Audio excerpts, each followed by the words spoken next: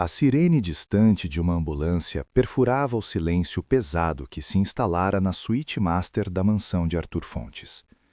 Acomodado em uma cadeira de rodas tecnologicamente avançada, com o corpo coberto por bandagens cenográficas e o rosto habilimente maquiado para simular ferimentos graves, ele observava sua noiva, Verônica. O rosto dela, normalmente uma obra de arte da cirurgia plástica, estava agora contorcido em uma máscara de impaciência e desprezo mal disfarçado. Seus olhos não se fixavam nele, mas no brilho do anel de diamante de 20 quilates em seu dedo, que ela girava incessantemente, como se estivesse mentalmente avaliando seu valor de mercado. O odor clínico de antisséptico se misturava ao perfume importado dela, criando uma dissonância que espelhava a fratura emocional que agora definia o relacionamento deles. Aquele era o primeiro dia de sua nova realidade, uma vida construída sobre uma mentira elaborada, para desenterrar uma verdade terrível. Arthur sentiu um arrepio, não pela dor que fingia sentir, mas pela frieza autêntica que emanava da mulher com quem planejava passar o resto de seus dias. Antes daquela manhã encenada, a existência de Arthur era um espetáculo de sucesso e felicidade que parecia inatingível para a maioria. Sua fortuna, erguida do zero no competitivo mercado de tecnologia, proporcionava um estilo de vida que era material constante para as capas de revistas de negócios e as colunas sociais mais exclusivas do país. A mansão modernista nos Jardins, em São Paulo, era o palco grandioso de seu romance com Verônica, uma socialite deslumbrante que ele acreditava ser a personificação da parceira ideal. Em público, ela o cobria de carinhos e demonstrações de afeto. Em particular, administrava a vasta propriedade com uma eficiência impecável. Mais importante, ela havia trazido para sua vida os gêmeos de 7 anos, Lucas e Sofia, frutos de um relacionamento anterior. Arthur, que sempre sonhou em ser pai, abraçara as crianças como se fossem suas, preenchendo o mundo delas com brinquedos caros, viagens exóticas e um amor profundo que ele acreditava ingenuamente ser recíproco. O conflito que mudaria tudo começou a germinar a partir de um sussurro captado ao acaso. Durante uma festa de gala em sua própria casa, enquanto buscava um momento de tranquilidade atrás de uma imponente coluna de mármore, Arthur ouviu a voz de Verônica ao telefone. O tom, normalmente aveludado e sedutor, estava agora metálico, cortante e irreconhecível. Apenas mais alguns meses, ela dizia a um interlocutor desconhecido, sua voz baixa e conspiratória. Depois do casamento, tudo será nosso. Ele é um tolo apaixonado, completamente cego pela imagem de família feliz que eu criei. Cada palavra foi como um caco de vidro perfurando sua alma, estilhaçando a imagem perfeita que ele tinha de sua vida. A dúvida, uma vez plantada, cresceu como uma era venenosa, sufocando a confiança e o amor que ele sentia. Foi naquele instante de dor aguda que a semente de um plano drástico foi plantada em sua mente. Devastado, mas movido por uma nova e gélida determinação, Arthur procurou seu único amigo e conselheiro de confiança, Ricardo. Juntos eles arquitetaram o ardil que serviria como o teste final para o caráter de Verônica. O plano era complexo e cruel em sua simplicidade. Um acidente de carro devastador, noticiado com alarde pela imprensa, que o deixaria fisicamente debilitado. A consequência imediata seria a notícia de uma bancarrota total, justificada por um investimento de altíssimo risco que deu catastroficamente errado. Seria um experimento social privado, um teatro da miséria montado no coração do luxo, para medir o verdadeiro quilate do amor e da lealdade de sua noiva. Dezenas de câmeras e microfones ocultos foram meticulosamente instalados por toda a mansão, transformando seu lar em um estúdio de observação, onde cada olhar de desprezo e cada palavra venenosa seriam registrados para a posteridade. Enquanto Verônica se afastava para o closet, falando ao telefone em voz baixa sobre a necessidade de cancelar seus compromissos sociais, Helena, a empregada doméstica, entrou no quarto com a descrição de sempre. Era uma mulher de meia idade, cujo rosto era marcado por linhas de expressões que falavam de uma vida de trabalho duro e preocupações, mas seus olhos transmitiam uma bondade e uma serenidade inabaláveis.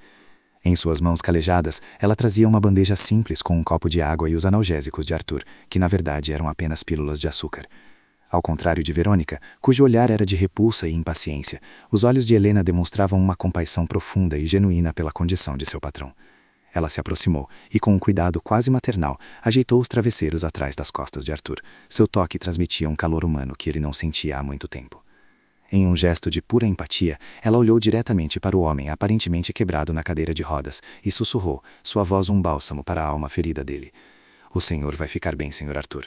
A força verdadeira não está no dinheiro, está aqui dentro, disse ela, apontando sutilmente para o próprio coração.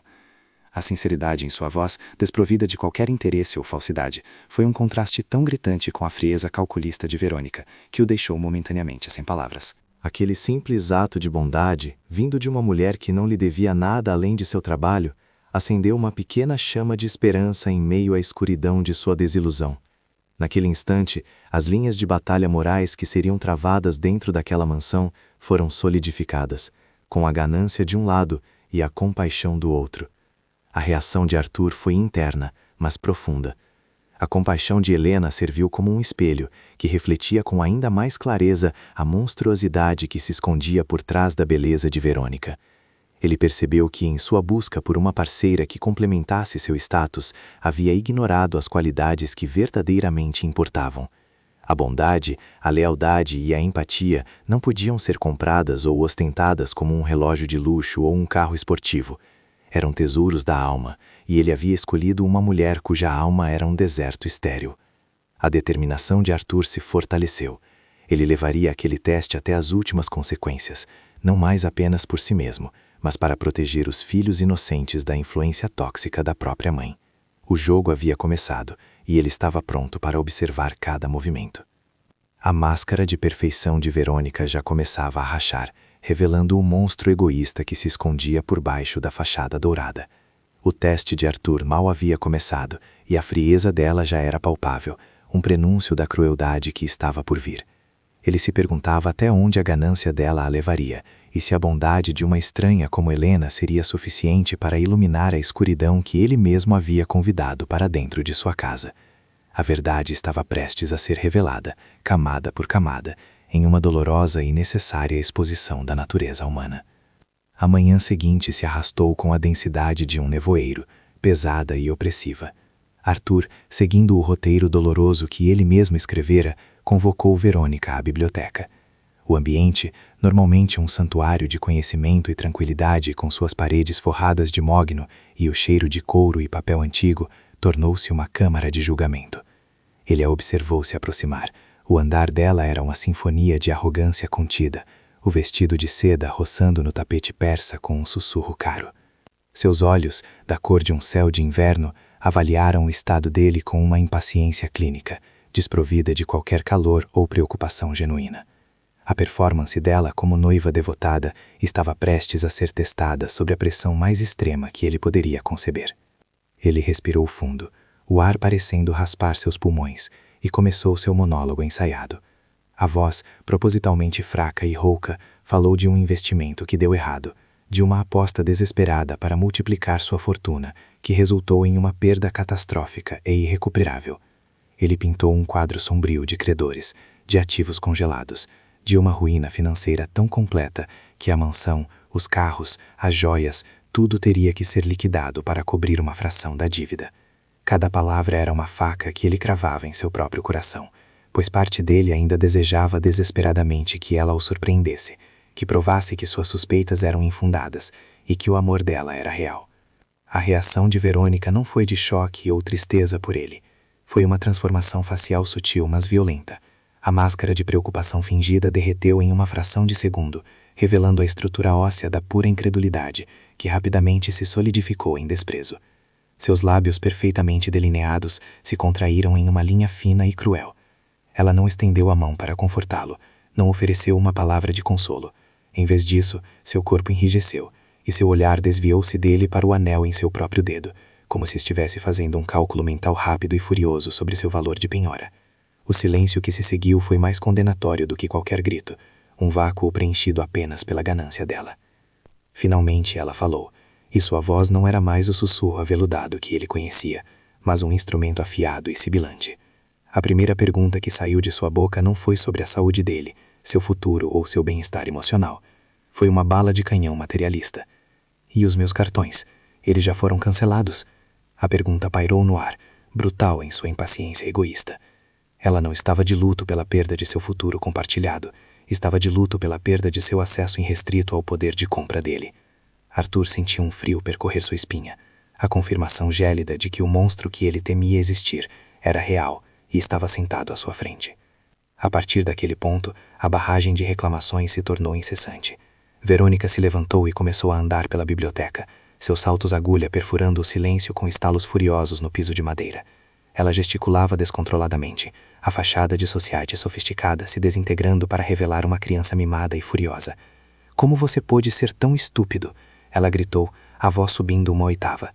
Você arruinou tudo, minha vida, meu status, o futuro dos meus filhos. Ela culpava-o, acusava-o de incompetência, de ter destruído o mundo perfeito que ela acreditava merecer por direita, sem jamais considerar o homem quebrado e ferido que supostamente ela amava. Arthur permaneceu em silêncio em sua cadeira de rodas, um observador passivo da desintegração do caráter dela. Ela observou apontar para os objetos de arte, para as primeiras edições raras nas prateleiras, não com a admiração de antes, mas com a fúria de um credor. Tudo isso, perdido, ela lamentou, a voz embargada por uma autopiedade grotesca. A viagem para as Maldivas, o novo Bentley que você me prometeu, a reforma da casa de campo, tudo virou pó por causa da sua ganância. A ironia de ela acusá-lo de ganância era tão espessa que ele quase teria rido, se a dor em seu peito não fosse tão avassaladora e real. Em meio a essa tempestade de egoísmo, Helena entrou discretamente na biblioteca, trazendo uma bandeja com chá de camomila para Arthur. Ela parou na porta, sentindo a atmosfera tóxica que preenchia o ambiente. Seus olhos, gentis e perceptivos, captaram a fúria no rosto de Verônica e a dor silenciosa na postura de Arthur. Ela não precisava ouvir as palavras para entender a essência do que estava acontecendo. O contraste entre as duas mulheres naquele momento era o de uma tempestade violenta e um porto seguro. Verônica era o caos da destruição. Helena era a promessa silenciosa de cuidado e estabilidade. Verônica, ao notar a presença de Helena, dirigiu sua fúria para um novo alvo. E você, o que está olhando? Volte para a cozinha. Não temos mais dinheiro para pagar inúteis que ficam bisbilhotando a vida dos outros. O veneno em sua voz era palpável. Um ataque cruel a uma mulher cuja única ofensa era existir em seu espaço de miséria moral. Helena não recuou nem respondeu com raiva. Ela simplesmente baixou o olhar por um momento. Uma expressão de profunda tristeza cruzando seu rosto.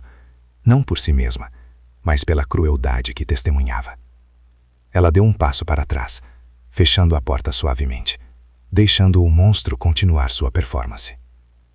Após Verônica finalmente esgotar seu repertório de insultos e acusações, ela saiu da biblioteca, batendo a porta com uma força que fez um vaso de cristal vibrar perigosamente em uma mesa próxima. O silêncio que ela deixou para trás era pesado, sufocante. Arthur fechou os olhos, sentindo-se exausto, não por seus ferimentos falsos, mas pela feiura da verdade que havia sido exposta de forma tão crua.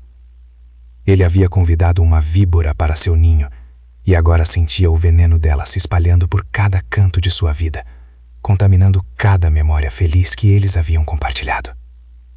Poucos minutos depois, a porta se abriu novamente, desta vez com uma hesitação suave. Era Helena. Ela se aproximou sem dizer uma palavra. Pegou a xícara de chá da bandeja que havia deixado do lado de fora e a colocou na pequena mesa ao lado da cadeira de rodas de Arthur. Suas mãos, embora calejadas pelo trabalho, moviam-se com uma graça e um cuidado que eram um bálsamo para a alma ferida dele. Ela não fez perguntas, não ofereceu conselhos vazios. Apenas sua presença silenciosa e compassiva era uma fonte de conforto imensurável, um contraponto direto à tempestade que acabara de passar. Senhor Arthur, ela disse finalmente, sua voz baixa e firme, quebrando o silêncio pesado. Eu ouvi. Não pude evitar. Eu sinto muito pelo que aconteceu.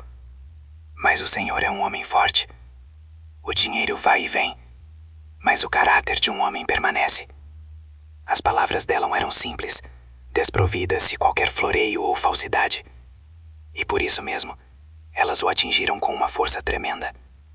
Vindo de alguém que tinha tão pouco em termos materiais, aquela declaração sobre o valor do caráter era mais preciosa do que todo o ouro que ele havia perdido em sua farsa. Então, Ela fez algo que o deixou completamente atônito. Helena estendeu a mão, e em sua palma havia um pequeno envelope de papel amassado. Aqui. Não é muito, mas é tudo que eu consegui economizar em todos esses anos. É para o senhor. Para ajudar com o que for preciso. Talvez para os remédios, ou para a comida das crianças. Por favor, aceite. Seus olhos suplicavam, cheios de uma sinceridade tão pura que era quase doloroso de se ver.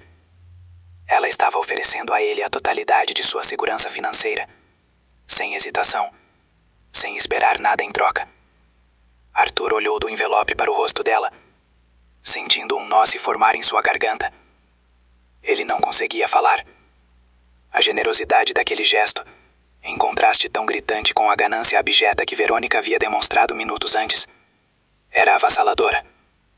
Ele via diante de si a personificação da bondade, um espírito nobre que brilhava intensamente em meio à escuridão de sua desilusão. Ele, o bilionário que podia comprar qualquer coisa, estava recebendo a lição mais profunda sobre riqueza de sua empregada doméstica, que possuía quase nada. Ele gentilmente empurrou a mão dela de volta. Helena, eu não posso aceitar. Mas o fato de você oferecer, isso significa mais para mim do que você pode imaginar. Sua voz estava embargada pela emoção. Ele viu a confusão e a decepção nos olhos dela por ele ter recusado, e acrescentou rapidamente: guarde seu dinheiro. Você vai precisar dele. Mas saiba que eu nunca vou esquecer o que você fez aqui hoje. Nunca. A promessa em sua voz era um juramento silencioso. Naquele momento, ele soube que seu teste não era apenas sobre expor o mal, mas também sobre reconhecer o bem. Helena pareceu entender. Ela guardou o envelope, mas sua lealdade foi oferecida de outra forma. Eu vou ficar, Sr. Arthur. Mesmo que o senhor não possa mais me pagar. Eu cuidarei do senhor e das crianças. Nós vamos passar por isso juntos.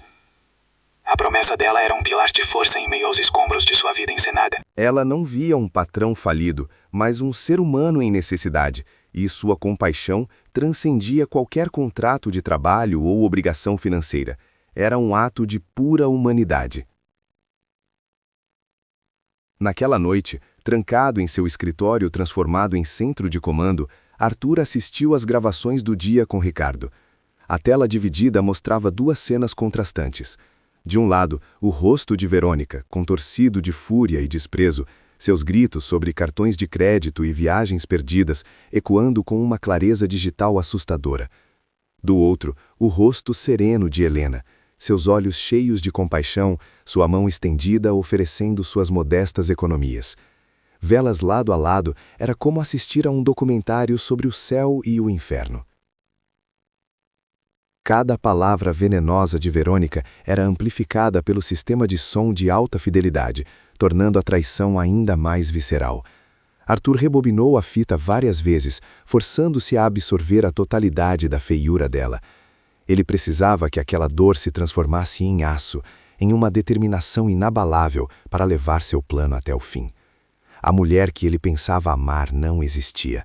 Em seu lugar, havia apenas uma casca bonita e vazia, preenchida por uma ganância insaciável e um egoísmo monstruoso. A evidência era irrefutável, capturada em alta definição para que ele nunca mais pudesse se enganar. Em seguida, ele se concentrou na gravação de Helena. Ele observou a maneira como ela se aproximou dele, a sinceridade em seus olhos, a oferta genuína de ajuda. A câmera oculta na estante capturou a pureza de sua expressão, algo que nenhuma atriz, por mais talentosa que fosse, poderia replicar. Era a beleza da alma humana em sua forma mais desinteressada. Ricardo, ao lado dele, permaneceu em silêncio, sabendo que aquele era um momento de profunda e dolorosa revelação para seu amigo. O contraste moral não era mais uma suspeita, era um fato documentado. Os dias que se seguiram transformaram a mansão em um laboratório de observação da natureza humana. Verônica, acreditando piamente na ruína financeira, abandonou qualquer pretensão de cuidado ou afeto. Sua presença era uma nuvem de ressentimento que pairava sobre cada cômodo. Ela parou de visitá-lo em seu quarto, alegando estar muito ocupada resolvendo os problemas que ele criou. Suas conversas, quando existiam, eram monossílabos cortantes ou reclamações passivo-agressivas sobre a qualidade da comida ou a falta de pessoal de serviço. A humilhação tornou-se sua principal ferramenta de tortura. Um dia, enquanto ele lutava para mover sua cadeira de rodas por um corredor, ela passou por ele sem oferecer ajuda, comentando em voz alta para quem quisesse ouvir. É incrível como os homens poderosos se tornam inúteis tão rapidamente. Suas palavras eram pequenas adagas, projetadas para feri-lo onde ela sabia que doeria mais, em seu orgulho, em sua identidade como provedor e protetor. Ele absorveu o golpe, lembrando-se de que cada insulto era mais um prego no caixão que ele estava construindo para ela. O desprezo dela se estendia a todos os aspectos de sua nova vida empobrecida. Ela zombava das roupas mais simples que ele agora usava, dos jornais que ele lia em vez de participar de reuniões de diretoria, da própria cadeira de rodas que o confinava. Para Verônica, a invalidez e a pobreza eram doenças contagiosas, e ela tratava Arthur como um pária em sua própria casa. A crueldade dela não tinha limites, pois ela acreditava que estava chutando um homem que já estava no chão, sem saber que ele estava apenas se agachando para dar o bote. Em um ato de desafio particularmente vil, ela começou a vender discretamente os presentes que ele lhe dera ao longo dos anos. Primeiro foram as bolsas de grife, depois os relógios e as joias menores. Ela mentia, dizendo que estava contribuindo para as despesas da casa, mas as câmeras ocultas em seu closet a flagraram ao telefone com um comprador do mercado negro, negociando preços e planejando esconder o dinheiro em uma conta secreta no exterior. Sua traição não era apenas emocional, mas ativamente criminosa e premeditada. Arthur assistia a tudo isso se desenrolar nas telas de seu escritório, sentindo uma mistura de nojo e uma estranha sensação de alívio. A dor da traição era imensa, mas a clareza que ela trazia era libertadora. Ele não estava mais apaixonado por uma ilusão, ele estava vendo a verdadeira Verônica, e embora a visão fosse monstruosa, era a verdade. E a verdade, por mais feia que fosse, era a única coisa que poderia libertá-lo, e mais importante, proteger as crianças da influência tóxica da própria mãe. Enquanto a escuridão de Verônica crescia, a luz de Helena brilhava com mais intensidade. Ela assumiu as responsabilidades de cozinheira, governanta e babá sem um único suspiro de queixa. Sua presença era a única força coesa que mantinha a casa funcionando. Ela preparava as refeições favoritas de Arthur, certificando-se de que ele estivesse confortável, e lia histórias para Lucas e Sofia todas as noites, criando um pequeno santuário de normalidade e amor para eles, em meio ao caos emocional criado por Verônica. Helena tornou-se a figura materna que as crianças desesperadamente precisavam. Ela os ajudava com o dever de casa, ouvia suas preocupações e os abraçava quando Verônica os dispensava com uma palavra áspera ou um gesto impaciente.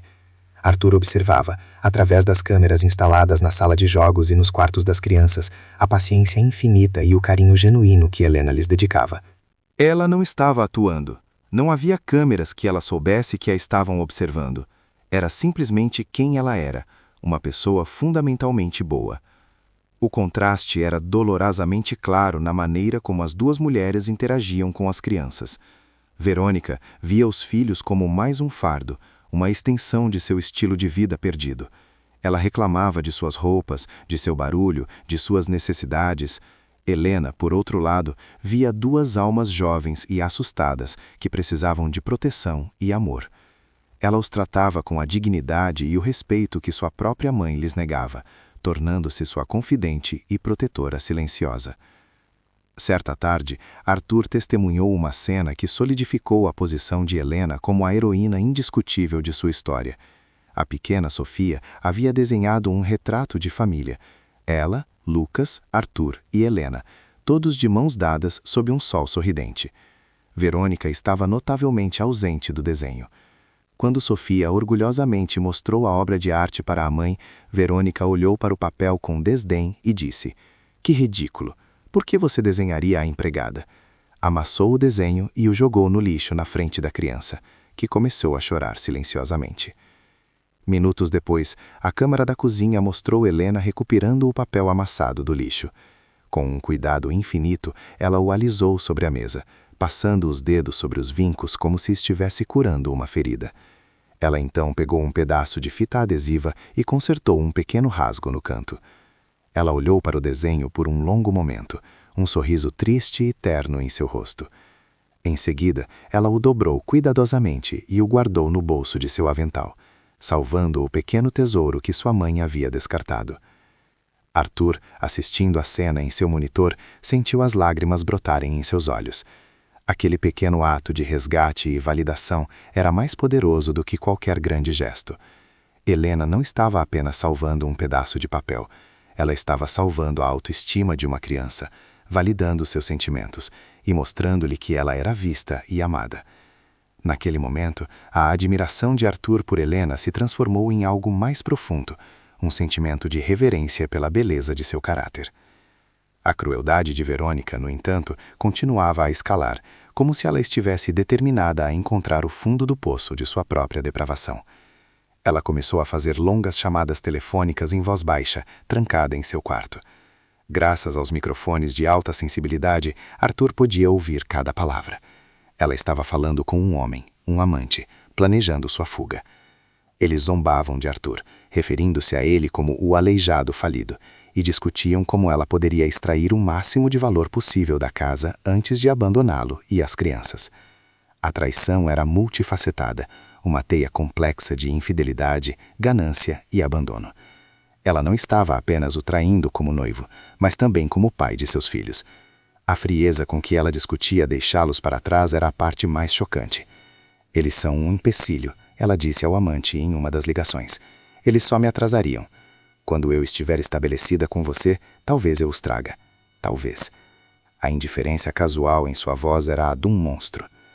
Cada gravação era mais uma peça de evidência, mais um tijolo na parede da fortaleza legal e moral que Arthur estava construindo ao seu redor. Ele salvava cada arquivo, cada clipe de áudio, cada imagem de sua crueldade.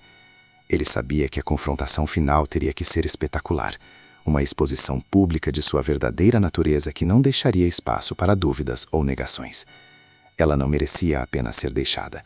Ela merecia ser exposta, humilhada e despojada de tudo que ela valorizava.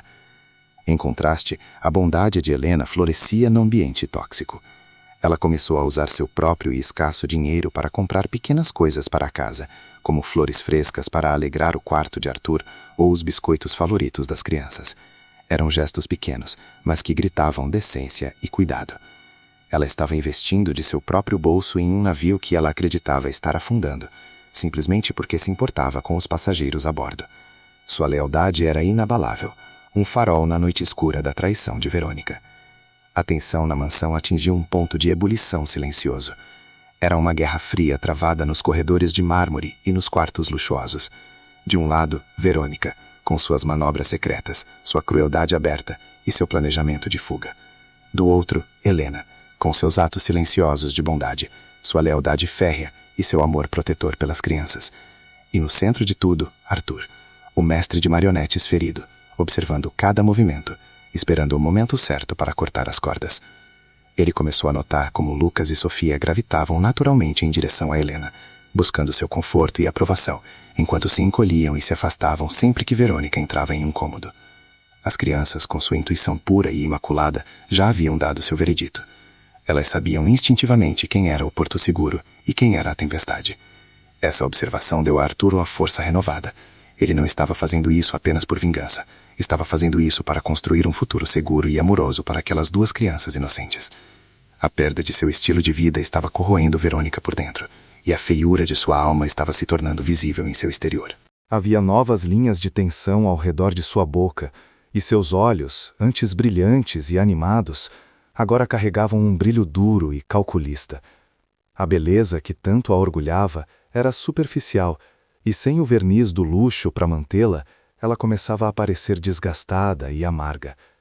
Ela era um reflexo físico de sua própria podridão moral.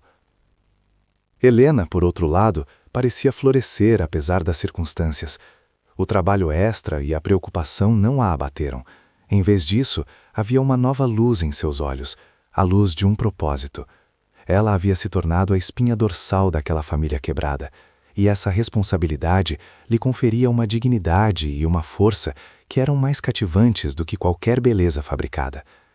Ela era a prova viva de que a verdadeira elegância não estava nas roupas ou nas joias, mas na compaixão e na integridade. Arthur sentia a admiração por Helena se transformar em algo mais quente, mais profundo. Ele se pegava observando-a nas câmeras, não como um empregador, mas como um homem vendo uma mulher extraordinária. Ele admirava sua resiliência, sua gentileza, sua coragem silenciosa. Ele começou a perceber que as qualidades que ele agora valorizava acima de tudo, lealdade, empatia, bondade, eram as mesmas qualidades que Helena personificava sem esforço. Enquanto isso, Verônica continuava sua espiral descendente. Sua frustração a tornava descuidada. Ela deixou o extrato de sua conta bancária secreta na impressora, revelando as transferências de dinheiro da venda de seus bens. Ela falava abertamente ao telefone com seu amante, acreditando que Arthur estava confinado e isolado em seu quarto. Cada erro era um presente para Arthur, mais uma prova para o arsenal que ele estava montando para o dia do julgamento final. A escalada do contraste moral atingiu um clímax provisório em uma noite chuvosa. A energia da mansão piscou e caiu, mergulhando a casa em uma escuridão quase total, exceto pelas luzes de emergência. Verônica entrou em pânico, sua voz um grito agudo no escuro, reclamando da incompetência da companhia elétrica, do país, do universo. Seu medo era egoísta, focado em seu próprio desconforto e inconveniência. Ela se trancou em seu quarto, deixando todos para se defenderem sozinhos. Helena, no entanto, agiu imediatamente. Com uma lanterna na mão, ela primeiro correu para o quarto das crianças, confortando-as e garantindo que não estivessem com medo. Ela as levou para a cozinha, onde acendeu velas e começou a preparar um lanche quente para elas no fogão a gás. Sua calma e eficiência eram uma força estabilizadora na escuridão. Ela então foi até o quarto de Arthur, trazendo uma vela e garantindo que ele estivesse bem e não precisasse de nada. Através de uma câmera de visão noturna, Arthur observou a cena se desenrolar. Ele viu a histeria egoísta de Verônica e a graça calma de Helena. Era uma metáfora perfeita para suas naturezas. Uma era uma criatura do luxo e da luz artificial, inútil e destrutiva na escuridão. A outra era uma fonte de luz própria, uma presença que trazia segurança e calor quando todas as outras luzes se apagavam. A escolha à sua frente nunca pareceu tão clara, tão fundamentalmente simples. A reação de Verônica à queda de energia foi a gota d'água que solidificou o próximo passo do plano de Arthur. Sua completa falta de preocupação com as crianças, seu foco total em seu próprio conforto, provou a ele que ela era incapaz de ser mãe. A negligência dela não era mais passiva, era ativa e perigosa. Ele percebeu que precisava escalar o teste, criar uma situação que forçasse a mão dela de uma forma que fosse inegável e publicamente condenável. A ideia começou a se formar em sua mente, um cenário ainda mais cruel e revelador do que a simples perda de dinheiro. Envolveria a saúde de uma das crianças, o teste final para qualquer pai ou mãe. Seria um ato de manipulação de alto risco, mas ele sabia que era necessário. Ele precisava expor a monstruosidade de Verônica de uma forma tão conclusiva que ninguém, nem mesmo o sistema judicial mais cego, pudesse ignorar. Ele olhou para a tela, onde a imagem de Helena lendo uma história para as crianças à luz de velas era exibida. Ela era o anjo de guarda que eles mereciam. E ele, Arthur, seria o instrumento da justiça que garantiria que ela pudesse protegê-los para sempre, livre da sombra venenosa de Verônica. A primeira fase do teste estava completa. A máscara havia caído completamente, revelando o rosto feio da ganância. Agora era hora de preparar o palco para o ato final da execução. Um ato que não apenas testaria a crueldade de Verônica, mas a empurraria para um ponto sem retorno, um abismo moral do qual ela nunca poderia escapar. Ele se perguntava se havia um limite para a depravação dela, um fundo para sua maldade. Estava prestes a descobrir, e o mundo inteiro, ou pelo menos o mundo que importava, estaria assistindo quando ela finalmente mostrasse sua verdadeira e monstruosa face. O plano de Arthur entrava em sua fase mais sombra, um novo ato no teatro da miséria que ele havia meticulosamente construído. Ele sabia que a ganância de Verônica era um poço sem fundo, mas para justificar a magnitude da punição que ele planejava, ele precisava de uma prova irrefutável de sua depravação, um ato que transcendesse o materialismo e entrasse no reino da pura crueldade. A oportunidade, trágica e inevitável, apresentou-se em uma noite fria de inverno, quando o ar de São Paulo se tornou cortante e a umidade parecia penetrar as paredes grossas da mansão, trazendo consigo uma vulnerabilidade que se instalaria no membro mais frágil da família. O pequeno Lucas, sempre mais suscetível a resfriados, começou a tossir. No início era uma tosse seca e esporádica, facilmente ignorada no vasto silêncio da casa. Mas Helena, com seus sentidos aguçados pela preocupação constante, notou imediatamente. Ela preparou um chá quente com mel e limão, levou um cobertor extra para o quarto do menino e verificou sua testa com as costas da mão, sentindo um calor que já a deixava em alerta. Verônica, por outro lado, estava trancada em seu closet, imersa em seu próprio mundo de ressentimento, catalogando as poucas joias que ainda não havia vendido secretamente, alheia ao som que deveria gelar o coração de qualquer mãe. Durante a noite, a condição de Lucas piorou drasticamente.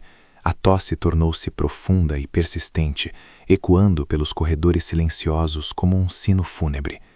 Sua respiração ficou difícil e a febre começou a subir de forma alarmante. Helena passou a noite em uma cadeira ao lado da cama dele, trocando as compressas de água fria em sua testa e sussurrando palavras de conforto. Ela sentia a impotência crescer dentro de si. Chás e cuidados caseiros não seriam suficientes. O menino precisava de um médico, de medicamentos adequados, de uma atenção que ela, como empregada, não tinha autoridade ou recursos para fornecer completamente. Ao amanhecer, Lucas tremia sob os cobertores, seus lábios pálidos e os olhos vidrados pela febre. Helena, com o coração apertado de angústia, sabia que não podia mais esperar. Ela precisava confrontar Verônica, forçá-la a enxergar a gravidade da situação. Ela encontrou a noiva de Arthur na sala de jantar, inspecionando uma peça de porcelana com um olhar crítico, provavelmente calculando seu valor no mercado negro. A cena era tão surreal, a desconexão entre a preocupação de uma e a frieza da outra era um abismo intransponível que definia a falência moral daquela casa. Com a voz trêmula, mas firme, Helena relatou o estado de Lucas. Senhora Verônica, o Lucas passou a noite muito mal. A febre está altíssima e ele mal consegue respirar. Precisamos chamar um médico com urgência. Ele precisa de remédios. Ela tentou manter a calma, apresentar os fatos de forma clara, esperando que um resquício de instinto maternal pudesse ser despertado na mulher à sua frente. Ela observou o rosto de Verônica, procurando por um sinal de preocupação, um lampejo de empatia, mas encontrou apenas um vazio gelado e irritado. A reação de Verônica foi mais brutal do que qualquer insulto que ela já havia proferido. Ela largou a xícara de porcelana com um baque surdo na mesa e virou-se para Helena, seus olhos faiscando com uma fúria desproporcional. Um médico, remédios, você enlouqueceu. Você tem alguma ideia de quanto custa uma consulta particular hoje em dia?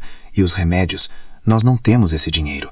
Ela cuspiu as palavras, cada uma delas um prego no caixão da decência humana, sua voz um chicote de desprezo. A preocupação dela não era com a saúde do filho, mas com o impacto financeiro em seus planos egoístas. Helena, chocada com a virulência da resposta, tentou argumentar. Mas, senhora, é a saúde do seu filho. O dinheiro não pode ser mais importante que isso. O apelo desesperado de Helena apenas serviu para inflamar ainda mais a raiva de Verônica. Ela se aproximou, o rosto contorcido em uma máscara de desdém. Não me venha com lições de moral, sua empregadinha intrometida. Eu sei cuidar dos meus filhos.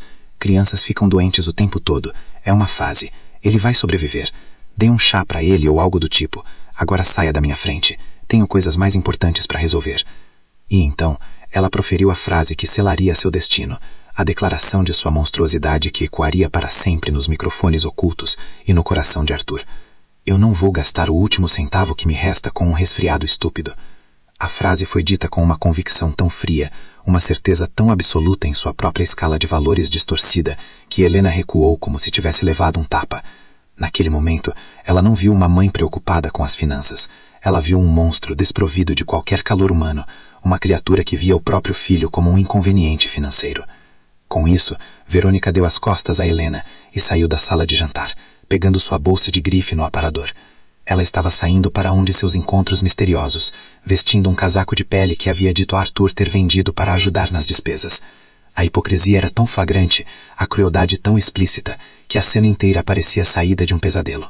Ela estava abandonando seu filho doente para perseguir seus próprios interesses egoístas, vestida com o luxo que valorizava mais do que a vida que ela mesma gerou.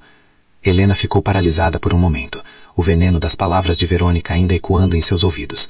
A dor e a raiva se misturaram em seu peito, mas foram rapidamente substituídas por uma determinação feroz.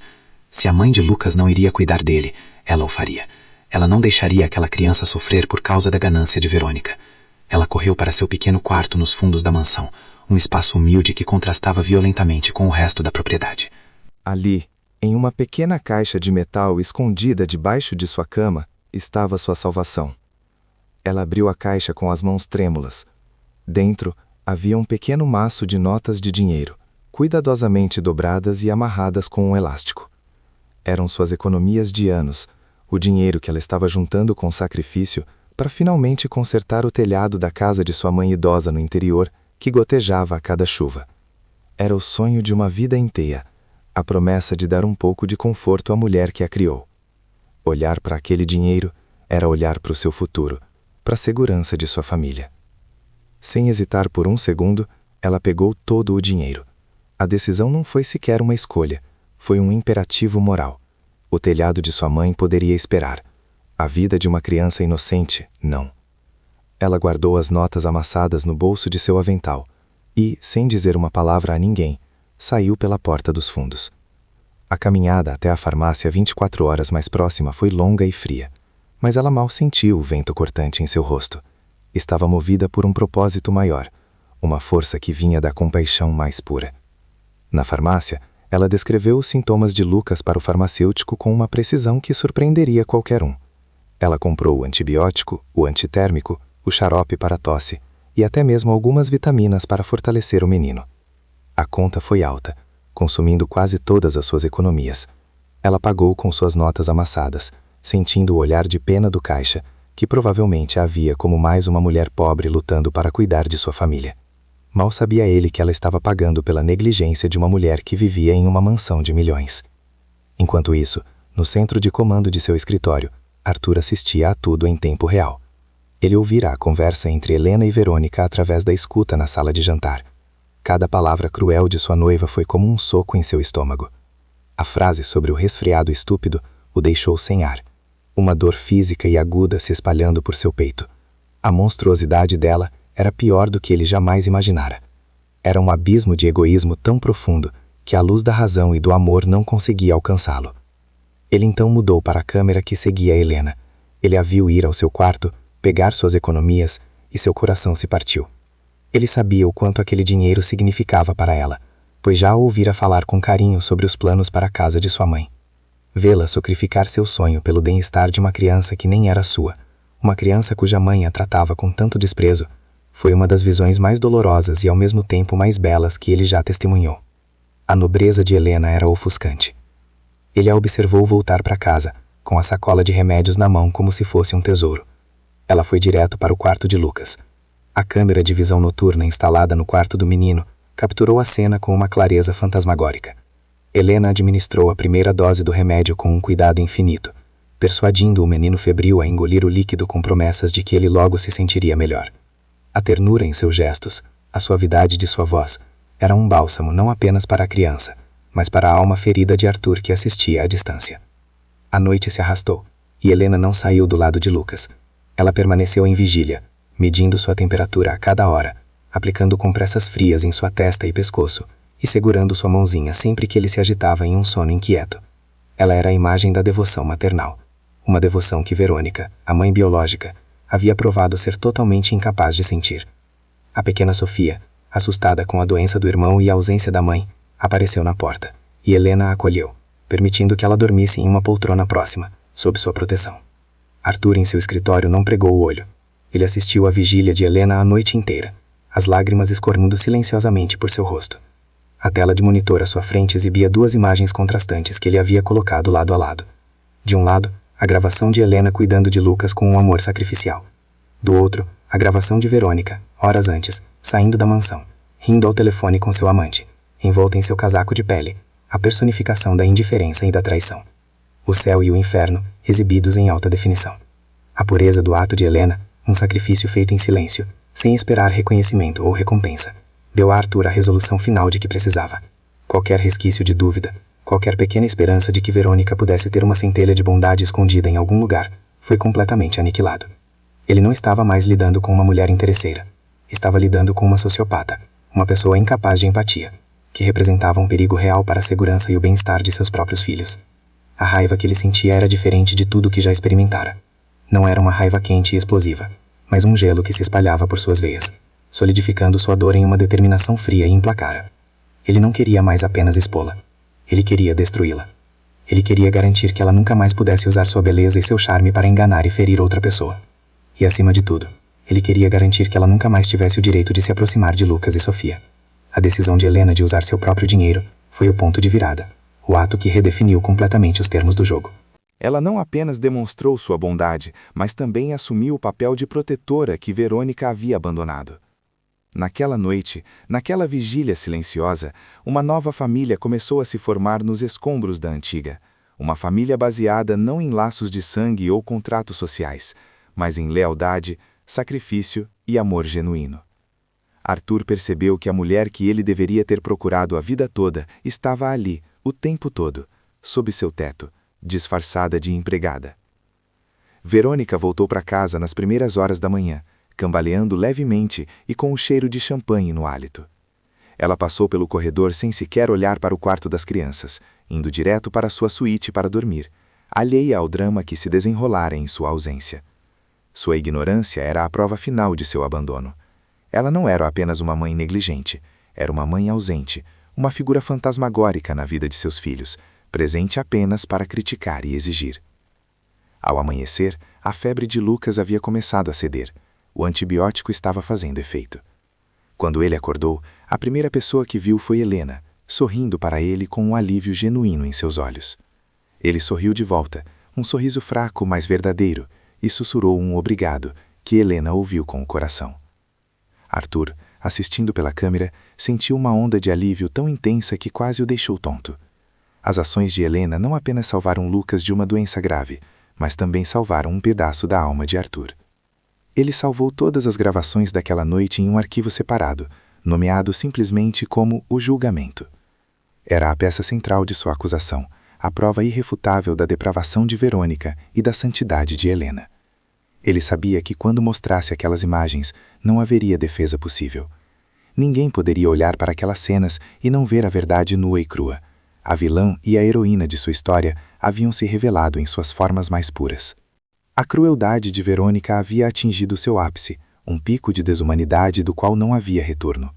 Ao negar cuidados médicos ao próprio filho por uma questão de dinheiro, ela havia cometido um ato imperdoável, um pecado contra a natureza, que a desqualificava não apenas como mãe, mas como ser humano.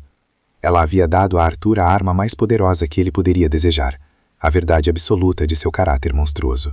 O teste não era mais necessário. A execução agora era inevitável. O desprezo dela pelas crianças não era mais um ato passivo de negligência, mas uma escolha ativa e consciente. Ela havia pesado a vida de seu filho contra seu conforto material e escolhido o segundo sem hesitação. Essa revelação mudou tudo para Arthur.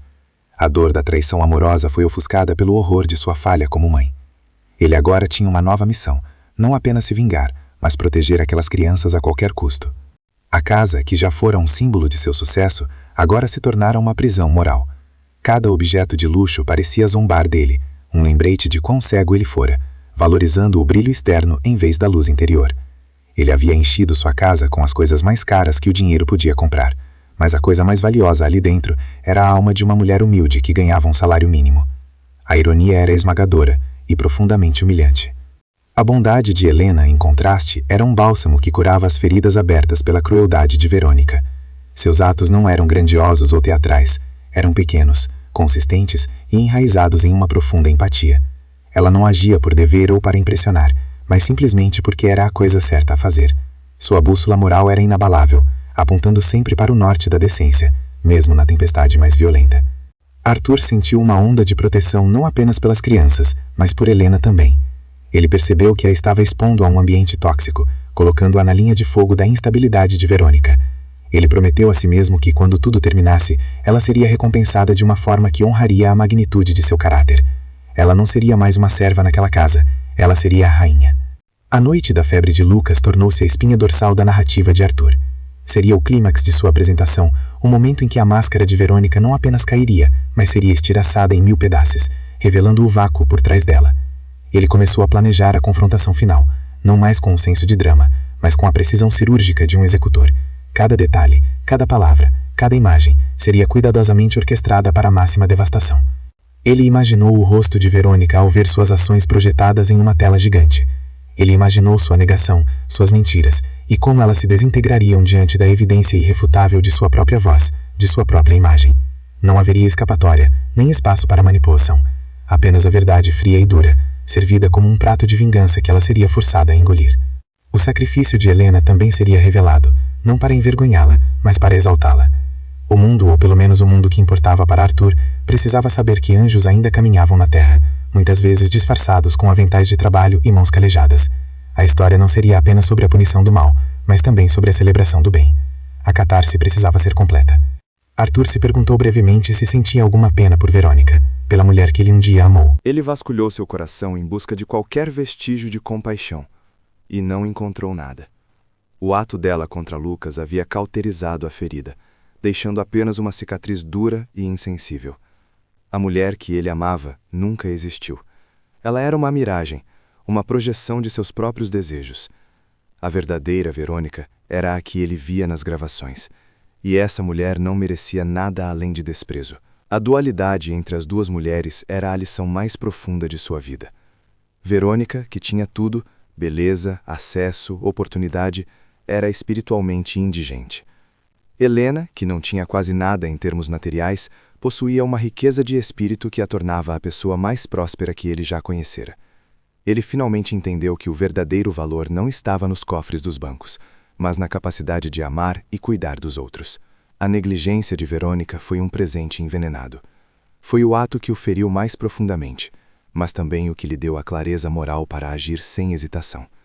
Ela mesma havia assinado sua sentença de condenação, fornecendo a ele a caneta e o papel. Agora, tudo o que ele precisava fazer era ler o veredito em voz alta, para que todos pudessem ouvir. Ele passou o resto da manhã planejando os detalhes da revelação. A convocação, os convidados, a tecnologia a ser usada. Seria um evento privado, mas com o impacto de uma explosão pública. Ele queria que a humilhação dela fosse tão completa quanto sua traição. Ele não estava apenas terminando um noivado, estava realizando um exorcismo, expulsando o demônio da ganância de sua casa e de sua vida para sempre. A imagem de Lucas, dormindo pacificamente sob os cuidados de Helena, era sua motivação. A imagem de Sofia, encontrando segurança ao lado da empregada em vez de sua própria mãe, era sua força. Ele não estava mais agindo por um coração partido, mas como um pai-leão protegendo seus filhotes. A fúria que sentia era justa, era pura, era a energia que o levaria até o fim. O ato imperdoável de Verônica não foi apenas um erro de julgamento, foi uma revelação de sua essência. Ela mostrou a ele quem realmente era quando as luzes se apagaram e as câmeras, que ela não sabia que existiam, estavam rodando.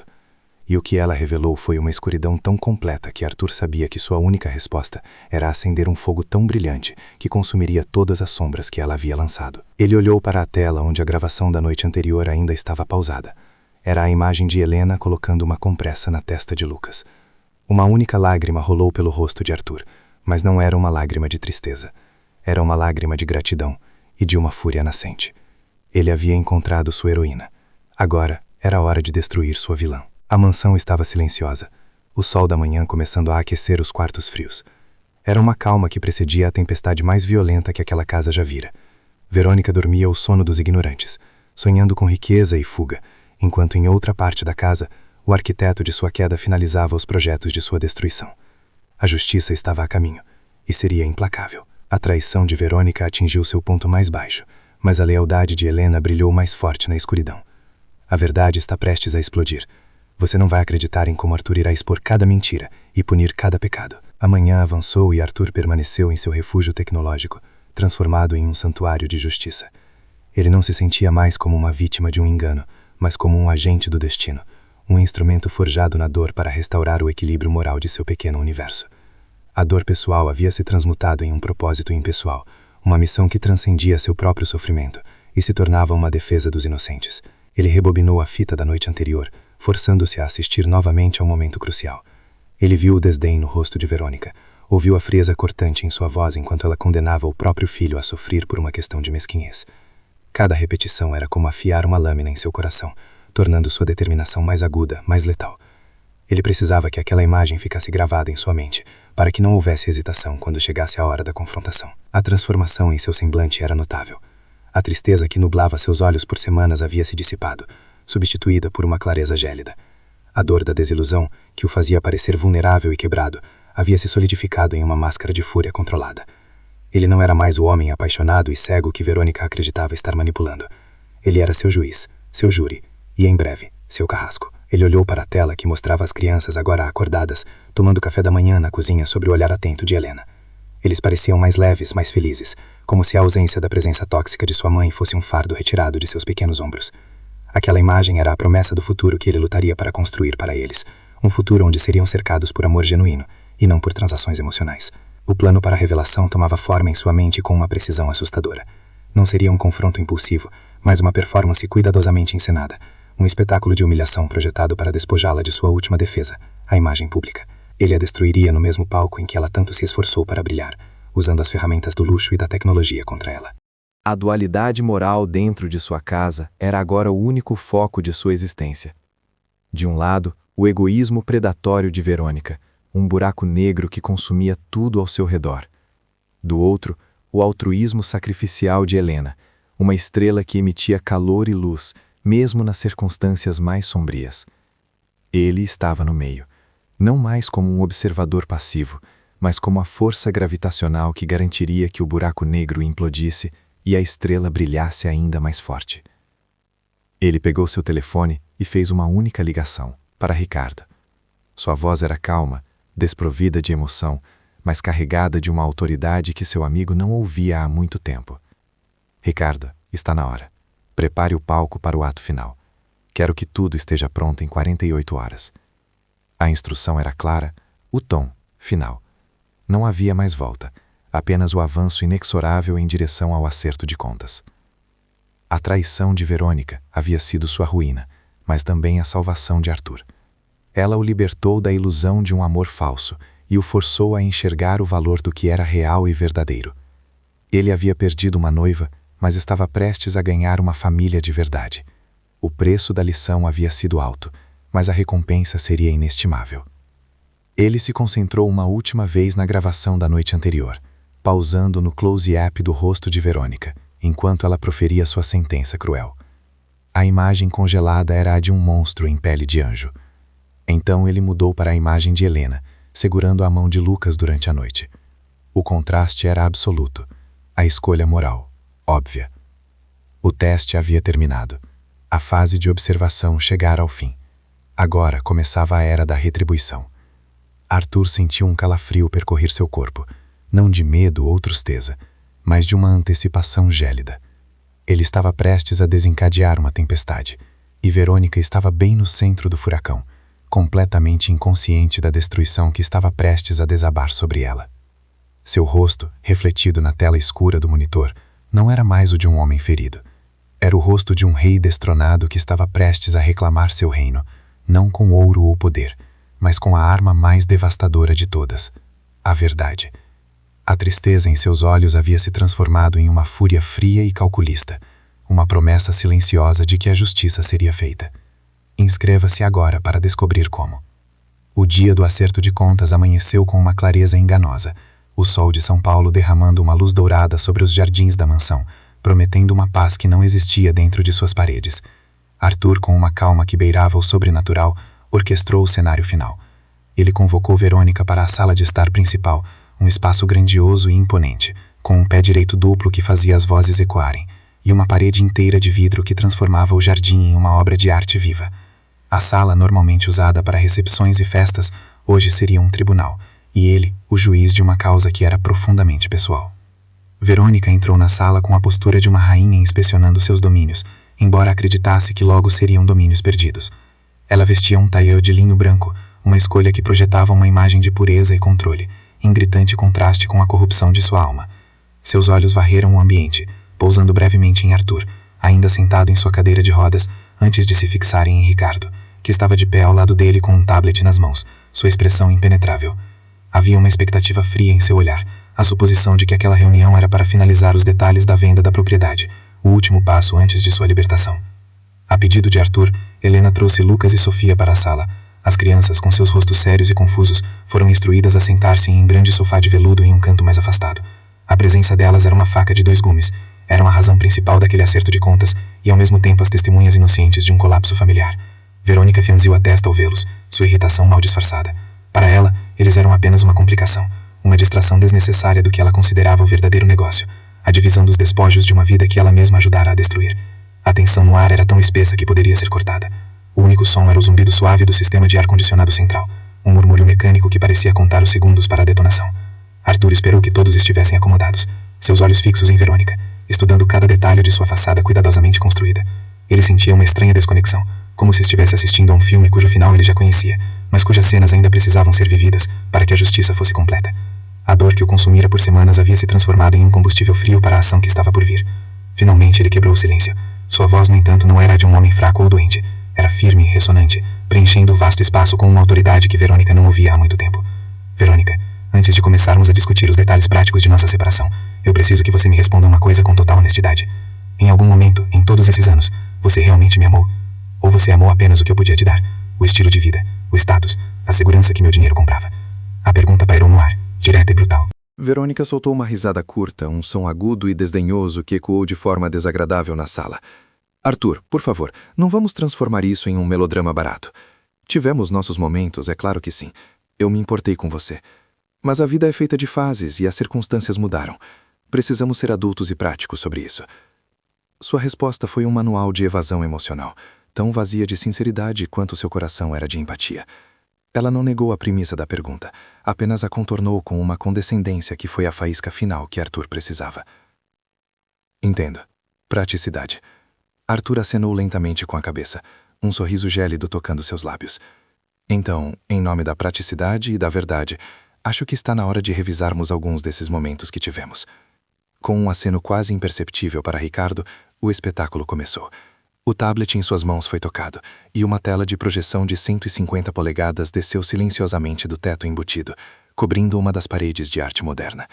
As luzes da sala diminuíram automaticamente, mergulhando o ambiente em uma penumbra cinematográfica, focando toda a atenção na tela branca que estava prestes a se tornar a tela de sua condenação. Verônica observou a mudança no ambiente com uma mistura de confusão e irritação. O que é isso? Um filme caseiro? Estamos realmente fazendo isso agora? Sua voz carregava um tom de zombaria, mas por baixo dele uma primeira semente de inquietação começava a brotar. Ela não fazia ideia da extensão da vigilância a que fora submetida. Em sua arrogância, ela nunca considerou a possibilidade de que o homem que ela via como um tolo apaixonado, e mais tarde como um inválido patético, pudesse ser o arquiteto de uma armadilha tão elaborada e tecnologicamente sofisticada. A primeira imagem que surgiu na tela foi a dela, no primeiro dia após o falso acidente. O vídeo, capturado por uma câmera oculta no closet, a mostrava ao telefone, sua voz clara e nítida pelo sistema de som da sala. É um pesadelo. Ele está todo quebrado, parece um monstro, e o cheiro de hospital naquela suíte é insuportável. Mal consigo ficar no mesmo quarto que ele. A Verônica na sala assistiu à sua própria imagem com os olhos arregalados, a cor começando a drenar de seu rosto. Aquelas eram suas palavras, sua voz, sua crueldade exposta para que todos vissem. O clipe seguinte foi uma montagem rápida e brutal. Cenas dela reclamando da perda dos cartões de crédito, lamentando uma viagem cancelada para as Maldivas, zombando das roupas mais simples que Arthur estava usando. Cada queixa, cada suspiro de autopiedade, cada olhar de desprezo foi compilado em uma sinfonia de ganância e superficialidade. A negação começou a se formar em seus lábios. Isso é ridículo. É uma montagem. Você está me incriminando. Ela se levantou, apontando um dedo trêmulo para a tela, sua voz subindo em um tom agudo de pânico. Mas a torrente de evidências era implacável. O vídeo deu lugar a um áudio, cristalino e inegável. Era a gravação de suas conversas telefônicas com seu amante. Os planos de fuga, a zombaria sobre a condição de Arthur, a quem eles se referiam como o aleijado falido, e, o mais condenatório de tudo, sua discussão sobre o que fazer com as crianças. Eles são um empecilho agora, sua voz dizia, fria e calculista. Deixá-los para trás será mais fácil. Eu posso buscá-los mais tarde, talvez. Ao ouvir isso, os pequenos Lucas e Sofia encolheram-se no sofá, e Helena instintivamente os abraçou, protegendo-os da feiura das palavras de sua própria mãe. Verônica cambaleou para trás, como se tivesse levado um soco físico. Seu rosto, antes uma máscara de controle, agora estava desfeito pelo choque e pelo horror da exposição. Ela olhou para as crianças, depois para Arthur, sua boca se abrindo e fechando sem que nenhum som saísse. A negação era impossível. A prova era absoluta. Sua traição e seu abandono planejado ecoando pela sala em som surround de alta fidelidade. Ela estava nua, despojada de todas as suas mentiras, exposta como a fraude que realmente era. Mas Arthur ainda não havia terminado. Ele havia guardado o golpe mais devastador para o final. A cena na tela mudou para a noite da febre de Lucas. A imagem, capturada pela câmera do corredor, mostrava Helena implorando por ajuda, e então o close-up no rosto de Verônica, contorcido de irritação e mesquinhas. E então a frase que selou seu destino, amplificada para que cada sílaba cortasse o ar como um caco de vidro. Eu não vou gastar o último centavo que me resta com um resfriado estúpido. O silêncio que se seguiu àquela frase foi absoluto e pesado. Era um silêncio de condenação. As crianças olharam para a mãe com olhos cheios de uma compreensão dolorosa que nenhuma criança deveria ter. Helena fechou os olhos por um momento, uma expressão de profunda tristeza em seu rosto, e Arthur apenas observou Verônica, esperando que a magnitude de sua própria monstruosidade a consumisse. Ela finalmente havia sido confrontada não com acusações, mas com a verdade irrefutável de suas próprias ações. Foi nesse momento de silêncio esmagador que Arthur executou seu movimento final, o ato que estilhaçaria a última peça da realidade fabricada de Verônica.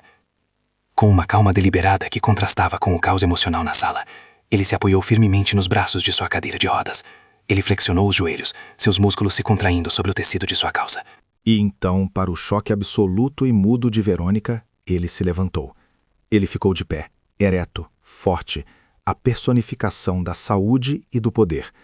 Cada centímetro que ele se erguia era uma negação de sua mentira, uma anulação da fraqueza que ela tanto desprezara.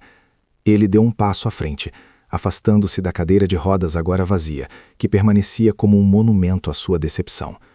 Ele caminhou lentamente em direção a ela, cada passo no chão de mármore ecoando como uma martelada na sala silenciosa. Os olhos de Verônica seguiram seu movimento, sua mente lutando para processar a impossibilidade do que estava vendo. O homem quebrado, o inválido, o fardo, estava andando. O acidente, ele disse, sua voz agora um trovão baixo e controlado. Foi uma farsa. A bancarrota, uma mentira. Cada atadura, cada gemido de dor, cada pílula que eu tomei foi parte de um teste. Um teste, Verônica, para descobrir o que havia por trás dessa fachada perfeita que você vendeu ao mundo e a mim. Um teste para ver se havia um coração batendo aí dentro, ou apenas uma calculadora. Ele parou a poucos centímetros dela, seu olhar queimando com a intensidade de uma fúria justa e gelada. E você, continuou ele, sua voz baixando para um sussurro letal, você não apenas falhou, você se superou. Você provou ser mais gananciosa, mais egoísta e mais cruel do que eu jamais poderia ter imaginado em meus piores pesadelos. Você não é apenas uma interesseira que ama o dinheiro mais do que as pessoas. Você é uma mãe que abandonaria o próprio filho doente para não gastar alguns reais. Você é um ser humano desprezível, um vácuo moral, envolto em roupas de grife. Ele se virou, não mais se dignando a olhá-la. Com um gesto de sua mão, 2 seguranças corpulentos, que haviam entrado silenciosamente na sala e permanecido nas sombras, deram um passo à frente. Eles se posicionaram um de cada lado de Verônica. Suas presenças maciças e silenciosas eram uma promessa de ação inescapável. O pânico finalmente quebrou a paralisia de Verônica, e a fúria tomou o lugar do choque. O que você pensa que está fazendo? Você não pode fazer isso. Esta é a minha casa, meus filhos. Ela gritou, sua voz estridente e desesperada. Mas não havia mais convicção em suas palavras, apenas o som oco de quem já perdeu a batalha. O poder havia mudado de mãos de forma tão completa e devastadora que suas reivindicações eram apenas patéticas. A casa, os filhos, o futuro que ela acreditava ter garantido, tudo se desfez em pó diante de seus olhos. Esta nunca foi a sua casa, respondeu Arthur, sem se virar. Você foi apenas uma convidada, e sua estadia terminou. Quanto às crianças, você perdeu qualquer direito de chamá-las de suas, naquela noite em que escolheu seu egoísmo em vez da saúde delas. Elas ficarão aqui, comigo, onde serão amadas e protegidas. Agora, saia. Ele deu a ordem aos seguranças com um aceno de cabeça. Retirem esta mulher da minha propriedade. Os seguranças agarraram os braços de Verônica com firmeza, mas sem violência desnecessária. A realidade de sua situação finalmente a atingiu com força total. A fúria se transformou em um pânico abjeto. Não, Arthur, por favor, eu sinto muito, eu cometi um erro. Podemos conversar. Ela começou a se debater, sua compostura se desintegrando em uma exibição feia de súplica e desespero. Mas era tarde demais. As portas da compaixão de Arthur haviam se fechado e trancado para sempre. Ela não tem direito a nada. Arthur continuou, sua voz se sobrepondo aos gritos dela, como se estivesse ditando os termos de uma rendição incondicional. Nenhum centavo do meu dinheiro. Nenhuma única peça de roupa que não seja a que ela está vestindo agora. Seus pertences, o lixo que ela acumulou, serão embalados e enviados para qualquer buraco em que ela decida rastejar. Certifiquem-se de que ela nunca mais pise nesta propriedade. A sentença foi final, implacável e humilhante. Enquanto era arrastado para fora da sala de estar, Verônica continuava a gritar, uma torrente de insultos, ameaças e súplicas desesperadas. Suas unhas de acrílico arranhavam o ar, seus saltos caros escorregavam no mármore polido. Sua dignidade, o bem que ela mais valorizava, foi arrancada dela junto com sua casa e seu futuro. Ela foi arrastada pelo grande hall de entrada, passando pelos retratos e obras de arte que um dia ela se orgulhou de exibir como seus. A grande porta da frente se abriu e ela foi empurrada para fora, para a luz do sol que agora parecia zombar dela. Os seguranças ficaram na porta, bloqueando qualquer chance de retorno. A porta se fechou com um baque pesado e final, o som ecoando pela mansão como o fim de uma era. Do lado de dentro, o silêncio retornou, mas desta vez não era um silêncio tenso, mas um silêncio de alívio, de purificação.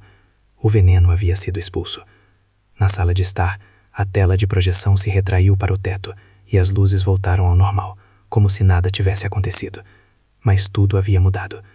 Arthur permaneceu de pé por um momento, o corpo tenso pela adrenalina da confrontação.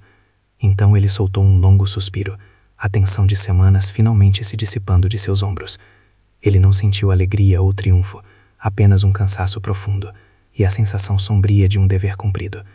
Seu olhar então se voltou para o canto da sala, para as duas pequenas figuras encolhidas no sofá. Ele viu o medo e a confusão em seus olhos, e seu coração se partiu por eles. A vingança contra Verônica estava completa, mas a cura de seus filhos estava apenas começando. Ele caminhou até eles, sua expressão se suavizando da fúria de um juiz para a ternura de um pai. Ele se ajoelhou na frente deles, colocando-se em seu nível. "Está tudo bem agora", ele disse, sua voz suave e reconfortante. Ela se foi. "Ninguém nunca mais vai gritar com vocês ou fazê-los sentir que não são importantes. Eu estou aqui. Nós estamos aqui." Ele olhou para Helena, um agradecimento silencioso passando entre eles. Helena, com lágrimas silenciosas escorrendo por seu rosto, deu um pequeno aceno de cabeça, sua presença uma promessa de estabilidade e amor. As crianças hesitaram por um momento, e então, como se uma represa tivesse se rompido, Sofia se jogou nos braços de Arthur, chorando convulsivamente. Lucas o seguiu um segundo depois, agarrando-se a ele com uma força desesperada. Arthur os abraçou com força, envolvendo-os em um casulo de segurança. Ele os embalou, sussurrando promessas de um futuro melhor, sentindo o peso de suas pequenas tristezas e prometendo a si mesmo que passaria o resto de sua vida transformando aquelas lágrimas em risadas. A cena era um retrato de uma família quebrada começando a se reconstruir a partir das cinzas. A vilã havia sido expulsa, o herói havia revelado sua força, e a heroína silenciosa estava lá, como sempre esteve, para ajudar a juntar os pedaços. A justiça fora servida de uma forma espetacular e implacável, mas a verdadeira vitória não estava na punição de Verônica, mas na libertação daquelas duas crianças inocentes. Ricardo, tendo cumprido seu papel, aproximou-se e colocou uma mão no ombro de Arthur.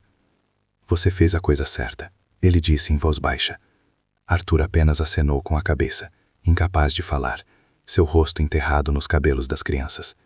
Ele sabia que o caminho pela frente seria longo, mas pela primeira vez em muito tempo, ele sentiu esperança. A escuridão havia sido expulsa, e agora havia espaço para a luz entrar. A mansão, que havia sido palco de tanta dor e engano, agora continha a promessa de um novo começo. O luxo frio das paredes parecia menos importante, ofuscado pelo calor humano daquele abraço. Arthur havia perdido uma noiva, mas em seu lugar, ele encontrou o núcleo de uma família de verdade, forjada não em contratos ou aparências, mas em lealdade, sacrifício e um amor que havia sido testado no fogo da adversidade. A justiça foi servida de forma implacável, e a vilã foi expulsa em desgraça. Mas o que acontecerá com as crianças inocentes e com a mulher de coração puro que permaneceu ao lado deles? O final desta história irá restaurar sua fé na humanidade. A revelação foi devastadora, e a justiça implacável. Verônica foi expulsa para a escuridão que ela mesma criou, despojada de tudo o que valorizava. O som da porta da frente batendo foi o ponto final em um capítulo de mentiras e ganância. Na sala agora silenciosa, Arthur olhou para Helena e para as duas crianças assustadas que se agarravam a ele. A batalha pela verdade havia sido vencida, mas a guerra pela cura e pela felicidade estava apenas começando. O mal havia sido punido, mas como o bem seria recompensado? A máscara de perfeição de Verônica foi estilhaçada em 1000 pedaços, revelando o vazio por trás dela. Ela tentou argumentar, mentir, manipular, mas a tecnologia não mente. Cada palavra venenosa, cada ato de crueldade, foi projetada em alta definição para que a verdade não pudesse ser negada. A expressão no rosto dela, quando Arthur se levantou da cadeira de rodas, foi uma mistura de terror e incredulidade. O homem que ela considerava fraco e acabado era, na verdade, o mestre de marionetes que controlava cada fio de sua queda. Sua humilhação não foi apenas financeira, foi existencial. A expulsão foi rápida e brutal, sem tempo para fazer as malas, sem despedidas, sem uma última súplica. Ela foi removida como se fosse um pedaço de lixo, sua presença tóxica sendo purgada da casa que ela acreditava ter conquistado. O eco de seus gritos desaparecendo no corredor foi a música da catarse. Enquanto a porta se fechava, um novo silêncio tomou conta da mansão. Não era o silêncio opressor da mentira, mas a calma tranquila da verdade. Arthur, Helena e as crianças permaneceram no centro da sala, os sobreviventes de uma tempestade emocional, prontos para reconstruir a partir dos escombros. A justiça foi feita, mas a história não acabou. A punição da vilã é apenas metade da equação. A recompensa da heroína está por vir, e a promessa de uma nova família, construída sobre a bondade e a lealdade, aguarda para florescer. A performance de Verônica como mãe e noiva devotada desmoronou sobre o peso da evidência. A tecnologia que Arthur usou para construir sua fortuna foi a mesma ferramenta que ele usou para desmascarar a fraude que ele quase desposou. A ironia era poética e devastadora. A humilhação de Verônica foi completa. Ela foi exposta não apenas na frente do homem que enganou, mas na frente da mulher que desprezou e das crianças que negligenciou. Não havia para onde correr, nem como esconder a feiura de sua alma. O som da porta batendo foi um ponto final. O fim da mentira, o fim da crueldade, o fim da era de Verônica. Mas para Arthur, Helena e as crianças, era o som de um novo começo, uma lousa limpa sobre a qual poderiam escrever um futuro de amor e honestidade. A catarse foi intensa, a justiça absoluta. A vilã foi banida, mas o que acontece com aquelas que ela deixou para trás?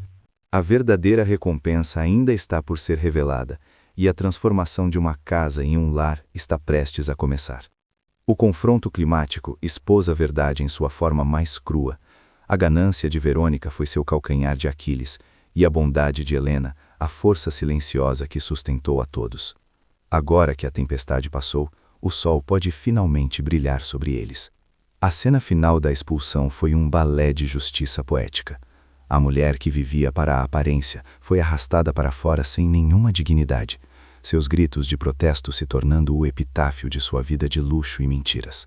Com Verônica fora de cena, um vácuo foi deixado. Mas não era um vácuo de perda, e sim um espaço aberto para que algo novo e genuíno pudesse crescer. A semente de uma nova família havia sido plantada no solo fértil da verdade. A justiça prevaleceu, mas a felicidade ainda precisa ser conquistada. A jornada de cura de Arthur e das crianças apenas começou, e Helena, a heroína inesperada, está no centro de tudo, pronta para guiá-los com sua compaixão inabalável. O espetáculo da queda de Verônica foi um aviso para todos os que valorizam o material acima do humano. Sua punição não foi a perda de riqueza, mas a perda total de identidade, respeito e, finalmente, de si mesma. Agora, o foco se volta para a reconstrução. Como Arthur recompensará a lealdade inabalável de Helena? Como ele curará as feridas invisíveis nos corações de Lucas e Sofia? A resposta a essas perguntas definirá o verdadeiro significado de sua vitória. A expulsão de Verônica não foi um ato de vingança, mas um ato de proteção. Arthur finalmente expurgou o veneno de sua casa para que a inocência e a bondade pudessem florescer em segurança. O futuro, pela primeira vez em muito tempo, parecia brilhante. Após a porta da frente se fechar com um baque surdo e definitivo, um silêncio profundo e purificador desceu sobre a sala de estar. O eco dos gritos de Verônica se dissipou, deixando para trás um vácuo que não era de perda, mas de alívio. Arthur permaneceu de pé, o corpo ainda tenso pela adrenalina da confrontação, observando o espaço vazio onde a mulher que ele um dia pensou amar havia sido expulsa de sua vida. A justiça havia sido servida, fria e implacável, mas ele não sentia um pingo de triunfo, apenas o peso exaustivo de um dever cumprido. A tempestade havia passado, e agora restava a ele cuidar dos sobreviventes e reconstruir o que fora destruído pela tormenta da ganância. Seu olhar se suavizou ao se voltar para o sofá, onde as duas figuras mais importantes de seu mundo estavam encolhidas. Lucas e Sofia o observavam com olhos grandes e assustados, suas pequenas mentes tentando processar o terremoto emocional que acabaram de testemunhar. A fúria justa que ele sentira por Verônica se dissolveu instantaneamente, substituída por uma onda avassaladora de amor protetor. Ele sabia que as feridas que ela lhes infligiram eram profundas e invisíveis. A vingança estava completa, mas a verdadeira missão, a de curar seus corações, estava apenas começando. Ele deu um passo em direção a eles, cada movimento deliberado e gentil, para não assustá-los. Ele se ajoelhou no tapete persa, colocando-se no mesmo nível que eles, uma ação que simbolizava o fim de seu papel como juiz e o início de seu compromisso como pai em tempo integral. "Está tudo bem agora", ele disse, sua voz um sussurro suave que mal carregava o som. Ela se foi. "Ninguém nunca mais vai machucar vocês, eu prometo." Ele estendeu as mãos, não para agarrá-los, mas como um convite, uma oferta de segurança incondicional. Ele viu a hesitação em seus olhos, a confusão dando lugar a uma necessidade desesperada por conforto. O mundo deles havia sido virado de cabeça para baixo, e ele era a única âncora que restava. Como se uma represa invisível tivesse se rompido, a pequena Sofia se lançou para a frente, jogando-se em seus braços com um soluço que parecia vir do fundo de sua alma. Lucas o seguiu um instante depois, agarrando-se à sua camisa com uma força surpreendente para um menino de sua idade. Arthur os envolveu em um abraço apertado, sentindo o tremor de seus corpos pequenos contra o seu. Ele enterrou o rosto em seus cabelos, inalando o cheiro de inocência, e deixou que suas lágrimas silenciosas se misturassem às deles. Ali, no chão de sua mansão opulenta, ele se sentiu mais rico do que jamais fora, segurando os únicos tesouros que realmente importavam. Enquanto confortava as crianças, seus olhos encontraram os de Helena, que observava a cena a uma distância respeitosa. Havia lágrimas em seus olhos também, mas eram lágrimas de alívio e compaixão. Ela era a guardiã silenciosa que os havia protegido durante a tempestade, a única constante de bondade em suas vidas. Um entendimento profundo passou entre eles, uma comunicação sem palavras que falava de dor compartilhada e de um futuro a ser construído juntos. Ricardo, vendo que sua presença não era mais necessária, deu um aceno discreto para Arthur e se retirou silenciosamente, deixando a nova família em sua frágil e preciosa intimidade. Depois de longos minutos, os soluços das crianças diminuíram para suspiros tremendos. Arthur os ajudou a se sentarem confortavelmente no sofá, nunca soltando suas mãos. Ele se virou para Helena, que ainda estava de pé, incerta sobre seu lugar naquela nova dinâmica. "Helena, por favor, sente-se conosco", ele pediu, sua voz ainda embargada. Ela hesitou por um momento, a deferência de sua posição ainda arraigada nela, mas o olhar suplicante de Arthur a convenceu. Ela se sentou em uma poltrona próxima, sua presença uma força calma e estabilizadora na sala. O futuro daquela casa e de todos nela estava prestes a ser redefinido. Arthur respirou fundo, reunindo seus pensamentos. "Helena, eu não sei como começar a agradecer. Durante todo esse tempo, eu não estava apenas observando a crueldade dela. Eu também estava vendo você." Ele fez um gesto para o teto, onde as câmeras ocultas agora estavam desativadas. "Eu vi tudo. Cada ato de bondade, cada palavra de conforto para as crianças, cada olhar de preocupação genuína. Você era a única luz na escuridão que eu mesmo criei." A revelação pairou no ar, e Helena o olhou com surpresa, percebendo a verdadeira extensão do plano de Arthur. Ela não havia sido apenas uma testemunha. Ela também fora parte do teste. "Eu vi você", continuou ele, sua voz ganhando força com a convicção da verdade. "Eu vi quando você recuperou o desenho de Sofia do lixo, quando o alisou com tanto cuidado e o guardou como se fosse um tesouro. Naquele momento, você não salvou apenas um pedaço de papel. Você salvou o coração de uma menina. Eu vi você validar os sentimentos dela quando a própria mãe a descartou.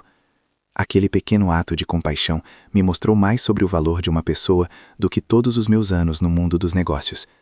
Sofia, ao ouvir isso, olhou para Helena com uma adoração renovada em seus olhos. E eu vi você naquela noite, a noite em que Lucas estava doente.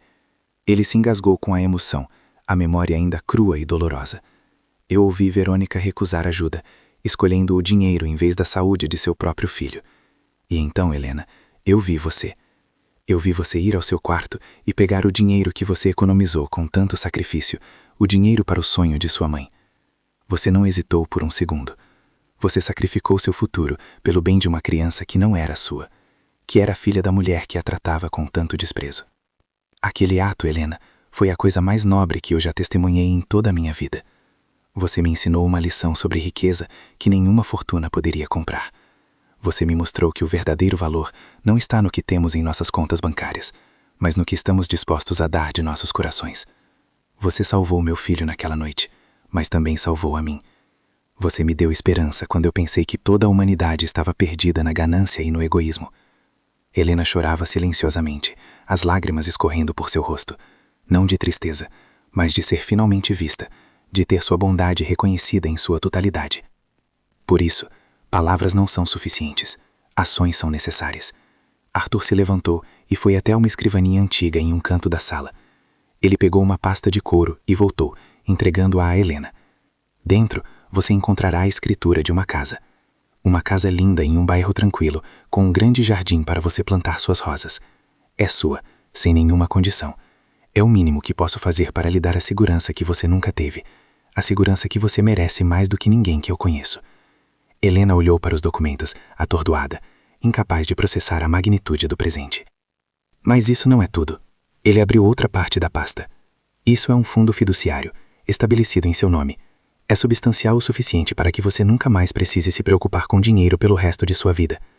Você pode usá-lo para cuidar de sua mãe, para viajar, para estudar, para abrir seu próprio negócio. Qualquer sonho que você tenha, qualquer projeto que seu coração deseje, eu quero que você o realize. Considere isso um pagamento, não por seu trabalho, mas por sua decência, por ter sido um ser humano extraordinário quando todos ao seu redor falharam. Helena olhou de Arthur para os documentos e de volta para ele, balançando a cabeça em descrença. Senhor Arthur, eu não posso aceitar. Eu fiz o que qualquer pessoa faria. Sua humildade, mesmo diante de uma recompensa que mudaria sua vida, apenas reforçou para Arthur o quão certa era sua decisão. É aí que você se engana, Helena, ele respondeu gentilmente. Você fez o que pouquíssimas pessoas fariam. Você agiu com o coração, sem esperar nada em troca. Por favor, aceite. Não como caridade, mas como justiça. É a sua recompensa por ter vencido um teste moral que você nem sabia que estava fazendo. Ela finalmente assentiu, as lágrimas de gratidão a impedindo de falar. Mas Arthur ainda não havia terminado. Havia uma última oferta, a mais importante de todas, a que não podia ser medida em dinheiro ou propriedades. Ele se ajoelhou novamente, desta vez não para as crianças, mas na frente de Helena. Ele pegou as mãos dela, as mãos calejadas que haviam cuidado de sua família, e a segurou com reverência. O dinheiro e as casas são apenas coisas, Helena. Eles são frios. Eles não podem te dar o que você realmente merece. A pergunta pairou no ar, mais impactante do que qualquer diamante. Helena, você me daria a honra de se casar comigo? Você nos ajudaria a construir uma família de verdade, baseada em amor, respeito e bondade? O choque no rosto de Helena foi rapidamente substituído por um brilho de alegria tão puro e radiante que iluminou toda a sala. As crianças, que observavam a cena com uma compreensão que transcendia sua idade, sorriram pela primeira vez desde que o drama começou. Elas não entenderam todas as palavras, mas entenderam o sentimento por trás delas. Sim, ela sussurrou, a palavra quase inaudível, mas carregada com todo o peso de seu coração. Sim, Arthur, eu aceito. A resposta foi o catalisador para a alegria. Lucas e Sofia correram para abraçar Helena, e Arthur se juntou ao abraço, envolvendo os três em seus braços. Pela primeira vez, eles eram uma unidade completa, um círculo de amor fechado e inquebrável. As lágrimas que agora corriam eram exclusivamente de felicidade, lavando os últimos vestígios da dor e da traição que haviam assombrado aquela casa por tanto tempo. A transição foi natural e imediata. Helena não era mais a empregada. Ela era a noiva de Arthur, a futura mãe das crianças. A dinâmica da casa mudou da noite para o dia, de uma hierarquia de patrão e empregado para uma parceria de iguais. Eles passaram as semanas seguintes se conhecendo em um nível mais profundo, compartilhando histórias de suas vidas, seus sonhos e seus medos. Arthur descobriu em Helena uma inteligência aguçada e um senso de humor que a vida dura nunca conseguiu apagar. Ela, por sua vez, descobriu nele uma gentileza e uma vulnerabilidade que a riqueza e o poder escondiam. A mansão começou a se transformar. Os espaços antes frios e impessoais, decorados por Verônica com um olho para o status, foram gradualmente preenchidos com o calor de uma casa de verdade. Fotos das crianças rindo foram colocadas em porta-retratos de prata. Os desenhos de Sofia, antes jogados no lixo, agora estavam emoldurados e pendurados com orgulho na parede da sala de estar. O cheiro de bolo assando no forno substituiu o de perfumes importados. A casa estava finalmente se tornando um lar, um santuário de amor e segurança. O processo de guarda foi concluído com sucesso. Verônica, informada de seu direito de contestar, nem sequer apareceu no tribunal. Ela havia desaparecido, uma figura fantasma assombrada por sua própria reputação arruinada. Arthur foi oficialmente nomeado o único guardião legal de Lucas e Sofia, e no mesmo dia, ele também iniciou o processo para adotá-los formalmente, para dar-lhes seu sobrenome e solidificar para sempre seu lugar como pai deles. A justiça legal finalmente alcançou a verdade emocional que eles já viviam. A recompensa de Helena não foi apenas material ou romântica, foi também a realização de seu propósito mais profundo. Ela floresceu em seu papel de mãe, guiando as crianças com uma paciência infinita e um amor feroz. Ela lhes ensinou a importância da honestidade e da bondade, não através de palavras, mas através de seu exemplo diário. Ela curou as pequenas fraturas em suas almas com abraços, histórias e a certeza de que eram incondicionalmente amados. Ela deu a eles a infância que sua própria mãe lhes negara. Arthur, por sua vez, encontrou uma paz que nunca soube que estava procurando. Ele percebeu que sua busca por uma parceira que complementasse seu status havia sido uma busca vazia. Em Helena, ele encontrou uma parceira que complementava sua alma. Ela o aterrava, o lembrava do que era verdadeiramente importante na vida. Ao lado dela, ele não era o bilionário Arthur Fontes. Ele era apenas Arthur, um homem que era amado por quem ele era, e não pelo que ele tinha. A lição havia sido dura, mas a recompensa era imensurável. O casamento foi uma cerimônia pequena e íntima, realizada no jardim da mansão, o mesmo jardim onde Helena cuidava das rosas. Apenas Ricardo, a mãe de Helena, e alguns amigos próximos estavam presentes. Lucas foi o portador das alianças e Sofia, a florista. Quando Arthur e Helena trocaram seus votos, não eram promessas vazias de um futuro opulento, mas juramentos sinceros de lealdade, parceria e amor eterno. Era a celebração não do fim de uma provação, mas do início de uma vida autêntica. A elevação de Helena foi completa. Ela passou de uma serva invisível, vivendo nas sombras de uma casa de luxo, para a matriarca amada e respeitada daquela mesma casa. Sua jornada foi a prova definitiva de que a verdadeira nobreza não reside no sangue ou na riqueza, mas na força do caráter e na pureza do coração. Ela não foi transformada pela riqueza de Arthur. Em vez disso, ela transformou a vida dele com a riqueza de seu espírito. A nova ordem moral estava firmemente estabelecida. A ganância havia levado à ruína e ao isolamento, enquanto a compaixão e o sacrifício haviam levado à felicidade e à plenitude. A casa, antes um símbolo de status e superficialidade, tornou-se um monumento ao poder do amor verdadeiro e da decência humana. A história de Arthur e Helena tornou-se uma lenda silenciosa, um testemunho de que mesmo no mundo mais cínico, a bondade é a moeda mais valiosa de todas. A catarse final não foi o som da porta batendo na cara de Verônica, mas o som das risadas de Lucas e Sofia ecoando pelo jardim ao entardecer. Não foi a imagem da vilã sendo humilhada, mas a imagem de Arthur e Helena, de mãos dadas, observando as crianças brincarem. A justiça não era apenas sobre punir o mal, mas mais importante, sobre nutrir e proteger o bem. A resolução foi absoluta, sem deixar pontas soltas ou ambiguidades.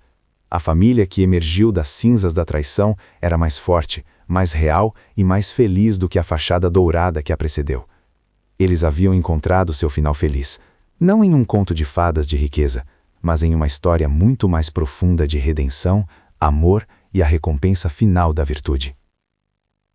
A última cena da história deles não precisava de palavras. Era um retrato vivo da felicidade. Arthur, Helena, Lucas e Sofia, juntos na varanda, observando o sol se pôr, pintando o céu com tons de laranja e roxo. Um novo dia havia terminado, e a promessa de muitos outros dias felizes se estendia diante deles. Um horizonte brilhante, construído sobre a fundação inabalável do amor e da lealdade. O preço da lealdade, eles descobriram, não era um custo, mas um investimento que pagava os dividendos mais ricos da alma. O luxo da mansão já não era o ponto focal, era apenas o cenário para o calor humano que agora a preenchia. O verdadeiro tesouro daquela casa não estava nos cofres ou nas paredes, mas nos corações das 4 pessoas que finalmente haviam encontrado seu lugar no mundo, juntas. A ordem moral do universo, pelo menos dentro dos portões daquela propriedade, havia sido completamente e satisfatoriamente restaurada. E assim, a história se conclui, não com o estrondo da vingança, mas com o sussurro tranquilo da paz conquistada. A virtude não apenas sobreviveu ao teste, mas foi exaltada, provando a moral atemporal de que a bondade, no final, sempre triunfa sobre a ganância, e que o amor verdadeiro é a maior riqueza de todas. A nova família Fontes era a prova viva dessa verdade eterna. A jornada de Arthur o levou do pico do sucesso material ao vale da desilusão, apenas para emergir em um platô de felicidade genuína que ele nunca soube ser possível. Ele havia arquitetado um teste cruel para expor uma mentira, e no processo descobriu a verdade mais bonita de sua vida, uma verdade personificada na mulher que agora está ao seu lado como sua esposa e parceira. O final não deixou espaço para dúvidas. O bem foi recompensado de forma abundante, o mal foi banido para o esquecimento, e as crianças inocentes foram colocadas em um caminho de segurança e amor. O público podia descansar, seguro no conhecimento de que neste mundo a justiça prevaleceu e a verdadeira virtude foi coroada, não com ouro, mas com a felicidade duradoura de um lar.